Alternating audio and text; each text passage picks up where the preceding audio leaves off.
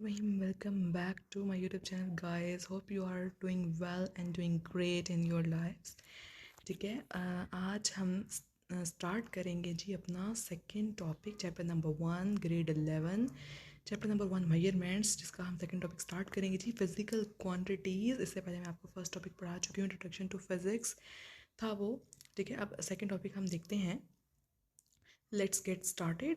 The foundation of physics rests upon physical quantities in terms of which the laws of physics are expressed. देखें, ये जो physical quantities हैं ये क्या है? फाउंडेशन ऑफ फिज़िक्स हैं। बेसिकली ये फिज़िक्स की जो है वो बेसिक्स हैं, ये फिज़िक्स की बेस हैं फिज़िकल क्वांटिटीज़ जिन पर हमने लॉज ऑफ फिज़िक्स को एक्सप्रेस करते हैं, जिन पर हमने लॉज ऑफ फिज़िक्स को एक्सप्रेस किया हुआ है। ठीक है, ये फिज़िकल क्वांटिटीज़ बहुत अहमियत रखती हैं फिज़िक्स के अंदर। इसीलिए इन क्वांटिटीज़ को मैयर करना, एक्यूरेट मैयर करना लाजमी है। Therefore these quantities have to be measured accurately. Among these are, दिन में आ जाती हैं mass, length, time, velocity, force, density, temperature, electric current and numerous others. ठीक है, इनमें ये सब आ जाती हैं और भी बहुत सारी हैं। चलिए जी, हम फिजिकल क्वांटिटीज़ को जो है वो 2 कैटेगरीज में डिवाइड किया है जी, बेस क्वांटिटीज़ और ड्राइव्ड क्वांटिटीज़। ड्राइव्ड क्वांटिटीज़ क्या होती हैं? Derived quantities are those whose definitions are based on other physical quantities, velocity, acceleration and force. ठीक है, ये क्या है? ये ड्राइव क्वांटिटीज़ हैं जिनकी डेफिनेशन की बेस पे दूसरी क्वांटिटीज़ ड्राइव हुई, जैसे वेलोसिटी, एक्सलरेशन एंड फोर्स। इससे दूसरी जो है वो क्वांटिटीज़ ड्राइव हुई, are usually viewed as derive quantities, जिन्हें ड्राइव क्वांटिटीज़ के तौर पर देखा जाता है। और बेस क्वांटिटीज़ क्या होती हैं? Base quantities are not defined in terms of other physical quantities. जी, बेस क्वांटिटीज़ की बेस पे हम किसी भी क्वांटिटी को ड्राइव नहीं कर सकते, डिफाइन नहीं कर सकते, जैसे हमने ड्राइव्ड क्वांटिटीज़ को किया था। Base quantities are itself होती हैं। The base quantities are the minimum number of those physical quantities in terms of which other physical quantities can be defined. जी, बेस क्वांटिटीज़ वो कुछ नंबर ऑफ फिजिकल क्वांटिटीज़ होती हैं जिनकी base पे हम, जिनकी टर्म्स को हम दूसरे फिजिकल क्वांटिटीज़ में डिफाइन कर सकते हैं। जैसे typical example of base quantities are length, mass and time. ठीक है, लेकिन ड्राइव क्वांटिटी से क्या कर सकते हैं? हम ड्राइव कर सकते हैं दूसरी क्वांटिटीज़ को, लेकिन नेम से ही जैसे रिप्रेजेंट कर रहा है, नेम से जाहिर हो रहा है हमारे पास।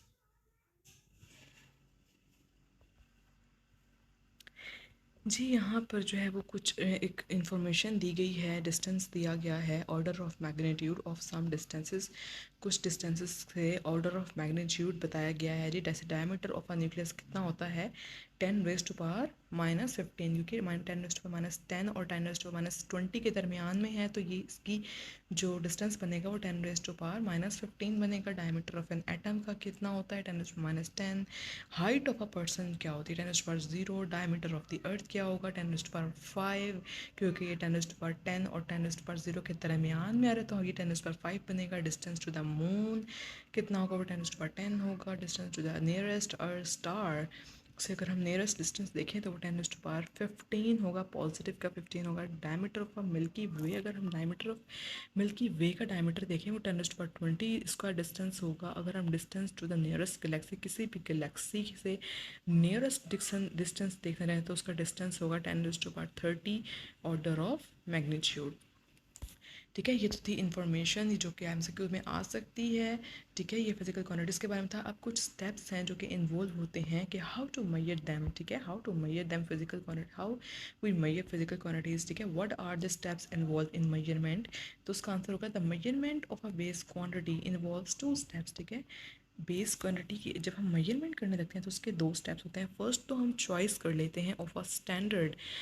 ठीक है, एक स्टैंडर्ड है, उसकी हमने चॉइस करनी है। फर्स्ट हम चूज़ करते हैं, सेकंड में हम क्या कहते हैं? इस्टेब्लिशमेंट करते हैं, एक प्रोसीजर, ताकि हम कंपेयर कर सकें क्वांटिटी को मेजरमेंट करने के लिए। ठीक है, द इस्टेब्लिशमेंट सेकंड पे क्या होता है? Establishment of a procedure for comparing the quantity to be measured with the standard so that a number and a unit are determined as so the measure of that quantity। ठीक है, second में क्या होता है? First हमने choice करनी है, standard choose करना है। ठीक है, सेकंड हमने क्या करना है? प्रोसीजर को इस्टेब्लिश करना है for comparing the quantity to be measured.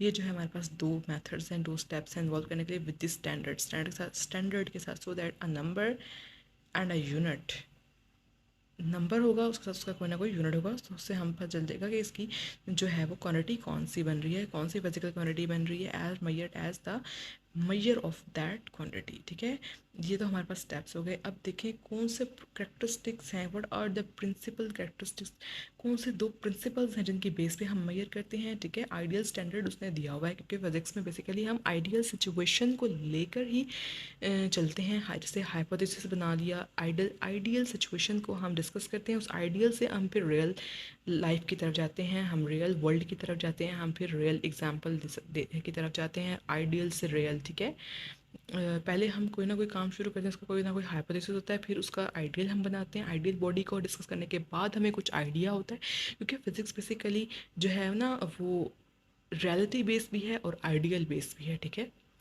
दोनों तरह से हम इसको डिस्कस करते हैं। इसमें सपोजिशन ज़्यादा है, सपोजिशन होती है तो ही हम किसी ना किसी कंक्लूजन पे पहुंचते हैं, अदरवाइज़ अगर हम सपोज ही नहीं करेंगे, अगर हम कोई आइडियल सिचुएशन ही नहीं बनाएंगे, तो हम कैसे कंक्लूड कर सकते हैं कोई चीज़, कैसे हम कंक्लूजन पे पहुंच सकते हैं। इसीलिए आइडियल सिचुएशन बनाना भी बहुत इम्पॉर्टेंट है। ठीक है, an ideal standard has two principal characteristics, it is accessible and it is invariable. ठीक है, एसेसिबल भी हो और क्या हो, इनवेरिएबल हो, उसे हम फिर चेंज ना कर सके। अगर हम एक बार बना लें तो उसको चेंज नहीं करना, उसी पे वर्क करना है। अगर हम चेंज कर सकते हैं इन सम केसेस। ठीक है, फर्स्ट हमारा आइडियल टाइप में लेकिन हम ये डिस्कस कर रहे हैं तो हम उसमें एक्सेसिबल हो और उसमें हम क्या करते हैं, चेंज नहीं कर सकते, and it is invariable. These two requirements are often incompatible and a compromise has to be made between them. ठीक है, लेकिन इन दोनों रिक्वायरमेंट्स को पर पूरा उतरना, पर को पूरा करना जो है वो मुश्किल हो जाता है। अक्सर समटाइम्स इनकम्पैटिबल सिचुएशन बन जाती है, उसको हम कंपेयर नहीं कर सकते, उसको हम एट अ टाइम दोनों चीज़ें हम जो है वो पूरी नहीं कर सकते, तो हम कॉम्प्रोमाइज़ कर लेते हैं उनके दरमियान। अक्सर हम जो है वो हमारा ताकि हम जो है वो चीज़ों को बेटर तरीके से जो है वो सॉर्ट आउट कर सकें। अच्छा जी, ये तो था हमारा सेकंड टॉपिक जो कि आज कंप्लीट हो चुका है। नेक्स्ट लेक्चर में मैं आपको जो थर्ड टॉपिक बताऊंगी, सिस्टम ऑफ यूनिट्स के बारे में बताऊंगी। If you have any question let me know in the comment sections, I will reply you everyone. ठीक है, आप मुझे डिफरेंट टॉपिक्स भी बता सकते हैं, मैं उस वीडियोस बना दूंगी। ठीक है, if it but don't forget to subscribe my YouTube channel, it means a lot for me.